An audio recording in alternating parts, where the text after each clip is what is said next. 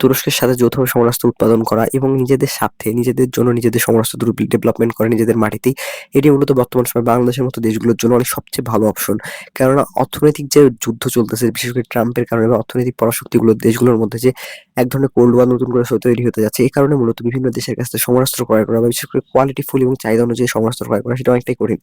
বাংলাদেশ বর্তমান চাইলে রাশিয়ার কাছে সমরাস্ত্র ক্রয় করতে পারে না। একই সাথে ট্রাম্পের কারণে বাংলাদেশ চীনের কাছে সমরাস্ত্র ক্রয় করার জন্য অনেকটাই ভাবতে হচ্ছে। এজন্য মূলত বাংলাদেশের মতো দেশগুলোর জন্য সবচেয়ে ভালো অপশন হয় নিজেদের সার্বভৌমত্ব রক্ষা করার জন্য যে নিজেদের মাটিতে নিজেদের সমরাস্ত্র ডেভেলপ করে এবং এই সমরাস্ত্রগুলোর উপর নিজেরা নির্ভরশীল থাকা। এটি বাংলাদেশের মতো দেশগুলোকে নিজেদের সার্বভৌমত্ব রক্ষার ক্ষেত্রে সকল দিক থেকে আসলে অগ্রগামী করে তুলবে।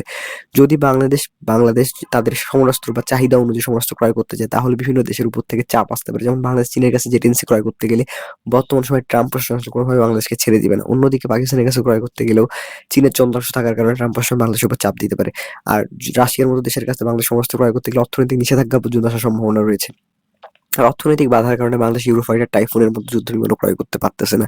এটি মূলত বাংলাদেশকে সব দিক থেকে চাপে রাখতেছে। আর আমেরিকার F-16 ক্রয় করতে পারবে না, কেননা বাংলাদেশ চায় না যে এমন কোনো সমরাস্ত্র ক্রয় করুক যার মাধ্যমে চীনের সাথে বাংলাদেশের দূরত্ব বৃদ্ধি পাক।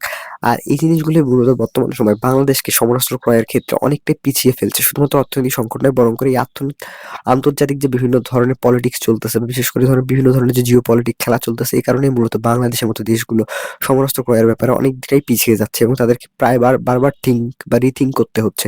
এই জিনিসটি বর্তমান সময়ে বাংলাদেশের জন্য সবচেয়ে ভালো সুযোগ করে দেয় যে তুরস্কের মতো দেশ বা বন্ধুপ্রতি বিভিন্ন দেশের সাথে যৌথভাবে সমরাস্ত্র উৎপাদনের যে কারখানা নিজেদের মাটিতে তৈরি করা। তুরস্ক যেহেতু হোর্জেট তৈরি করতেছে, একই সাথে পঞ্চম প্রজন্মের কান ফাইটার যেটা ক্রয় করতেছে বা তৈরি করার সম্ভাবনা অনেকটাই কাছাকাছি রয়েছে তারা।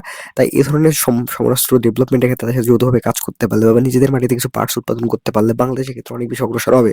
এছাড়া বাংলাদেশের বিভিন্ন ধরনের বেসরকারি কোম্পানি এবং ইউনিভার্সিটির যে ফ্রেশ গ্র্যাজুয়েট রয়েছে তারাও বিভিন্ন ধরনের ড্রোন উৎপাদন করা বা বিভিন্ন ধরনের রোভার উৎপাদন করার বিভিন্ন প্রতিযোগিতায় ভালো ধরনের একটি সাফল্য অর্জন করেছে। এ থেকে বোঝা যাচ্ছে যে বিভিন্ন বাংলাদেশের মেধাবী স্টুডেন্টরা আসলে চাইলে তারা নিজেদের মাটিতে রকেট উৎপাদন করা, একই সাথে যেমনটা ধূমকেতু এক্স তৈরি করে ফেলেছে, তাদের মতো অ্যাডভান্স ড্রোন পর্যন্ত তৈরি করার সম্ভাবনা রয়েছে। তারা অ্যাডভান্স ড্রোনের ব্যাপারে অগ্রসর হচ্ছে। এ থেকে বোঝা যাচ্ছে যে বাংলাদেশ চাইলে নিজস্ব ইন্ডাস্ট্রিও ডেভেলপমেন্ট করতে পারে। অ্যাডভান্স ড্রোন থেকে শুরু করে রকেট এবং ব্যালিস্টিক মিসাইলের মতো জিনিসপাতি নিজেদের মাটিতে উৎপাদন করতে পারলে বাংলাদেশ খুব সহজে এই জিও পলিটিক্স এর খেলা থেকে বেরিয়ে নিজেদের মাটিতে নিজেদের সমরাস্ত্র ডেভেলপ করতে পারবে। একই সাথে একসময় ফাইটার জেট পর্যন্ত উৎপাদন করতে পারবে বলে আশা করা যাচ্ছে। বর্তমান সময়ে বাংলাদেশের জন্য এই ধরনের অপশন সবচেয়ে বেটার হবে যে তুরস্কের মতো কিছু দেশের কাছে সহযোগিতা নেওয়ার মাধ্যমে বা টেকনোলজি ক্রয় করার মাধ্যমে যৌথভাবে সমরাস্ত্র উৎপাদন করে। একই সাথে নিজেদের যে মেধাকে কাজে লাগিয়ে বা নিজেদের দেশের মেধাবী সন্তানদের কাজে লাগানোর মাধ্যমে নিজেদের মাটিতে ইন্ডিভিজুয়াল যে বিভিন্ন ধরনের কোম্পানি রয়েছে সেগুলো প্রতিষ্ঠা করার, বিশেষ করে ড্রোন উৎপাদন থেকে শুরু করে রকেট উৎপাদন বা এগুলোকে অনেকটা সরকারিভাবে সহযোগিতা করা অর্থনৈতিকভাবে। তাহলে বাংলাদেশের যে নিজস্ব ম্যানুফ্যাকচারিং প্ল্যান্ট রয়েছে বা নিজস্ব যে টেকনোলজি তার ডেভেলপ করবে এবং বাংলাদেশের ড্রোন হেভি যে ব্যালিস্টিক মিসাইল সেগুলো উৎপাদন করতে পারবে, একই সাথে যুদ্ধবিমান উৎপাদন করতে পারবে খুব শীঘ্রই আশা করা যায় ইনশাআল্লাহ। তো এই জিনিসটি বর্তমান সময়ে বাংলাদেশের মতো দেশগুলোর জন্য অনেকটাই কার্যকরী হতে পারে যে নিজেদের জন্য নিজেদের টেকনোলজি ডেভেলপমেন্টে ইনভেস্ট করা। বাংলাদেশকে অবশ্যই সামান্য পরিমাণ ইনভেস্ট করতে অনেকটাই অগ্রসর হতে পারে। বিদেশ থেকে বিলিয়ন বিলিয়ন ডলারের সমরাস্ত্র ক্রয় করার থেকে $500 মিলিয়ন বাংলাদেশের বিভিন্ন ধরনের যে নতুন ধরনের যে স্টার্টআপ কোম্পানিগুলো রয়েছে যারা মূলত রকেট উৎপাদন বা ড্রোন উৎপাদনের জন্য কাজ করছে তাদেরকে একটু সাপোর্ট দিলেই বাংলাদেশ $500 মিলিয়ন মধ্যে বিভিন্ন কোম্পানিগুলোকে সাপোর্ট দিতে পারলে তাহলে অধিকাংশ ক্ষেত্রে আমরা দেখতে পাবো 2 থেকে 3 বছরের মাধ্যমে অ্যাডভান্স ড্রোন পর্যন্ত হাতে পেয়ে যাবে, একই সাথে ব্যালিস্টিক মিসাইল পর্যন্ত হাতে পেয়ে যাওয়ার সম্ভাবনা রয়েছে।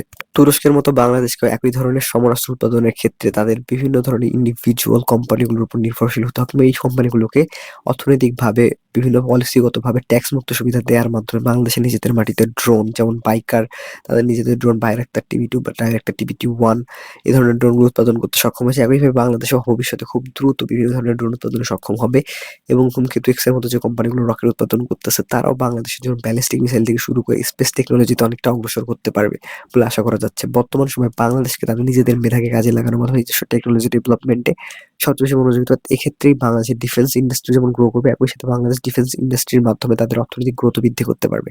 এতে বাংলাদেশের 2 দিক থেকে লাভবান হওয়ার সম্ভাবনা রয়েছে। এক, পররাষ্ট্রনীতিতে বাংলাদেশ অনেকটা নিজেদের উপর নির্ভরশীল থাকবে, একই সাথে বাংলাদেশের ইন্ডাস্ট্রিগুলোতে বাংলাদেশের মানুষের কর্মসংস্থান হবে, একই সাথে বাংলাদেশের জিডিপি গুরুত্ব বৃদ্ধি পাবে বলে আশা করা যাচ্ছে। আর অন্যদিকে বিদেশ থেকে ক্রয় করলে সেক্ষেত্রে বাংলাদেশের অর্থ বাইরে পাচার হয়ে যাচ্ছে বা বাহিরে চলে যাচ্ছে।